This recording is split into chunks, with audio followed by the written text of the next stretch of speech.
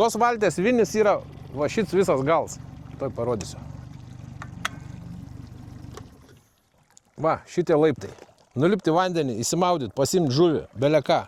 Viskas prie vietas. Rankas nusiplauti, veidą nusiplauti.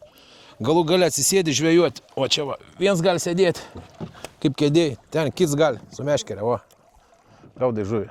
O svarbiausia, kaip reik nuo krantą įlipti valtį, pasistumi labai žemai. Gali bristi iki čia, belia kokioje vietoje įsileidi valtį. Ir įlipi. Čia nebereik, kaip anksčiau. Kituose, kai laivuose yra nuo čia va, prasideda borts, turi verstis per tą bortą, kaip per tvorą įlipti valtį.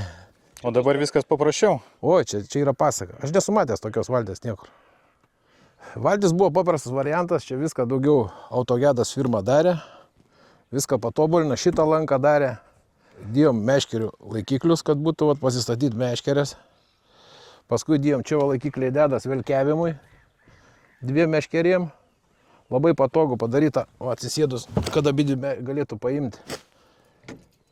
Dėžės labai irgi patogias, didelės. Šitaip. Taip, labai patogu čia važiuojant. Abi meškerės yra galima pasiekti. Čia Panoptikso laikiklis irgi Autogedas firma patobulina, padarė. Šitą laikiklį galima nuimti, perstatyti bet kurią vietą.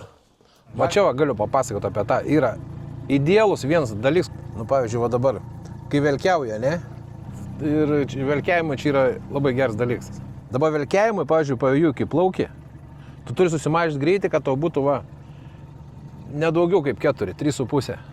O dabar, pavyzdžiui, jeigu prieš bangą plauki, tada reikia greičiau plauktų biški laiks. Tada spaudi šitą mygtuką. Pliusą. Va, matai kaip susikel greitis. Ir tu tada pradedi plaukti greičiau. Anksčiau tai mes su rankena sukdavom, taip va, su rankena stumi po biški, daužai, kol pagauni tą greitį. Dabar yra elektronika, automatika, viskas, autopilotas. Netgi yra toks dalykas pasidėti.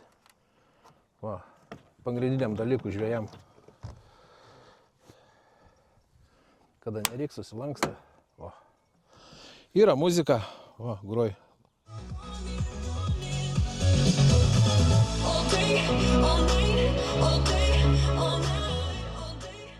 Oi, liuks.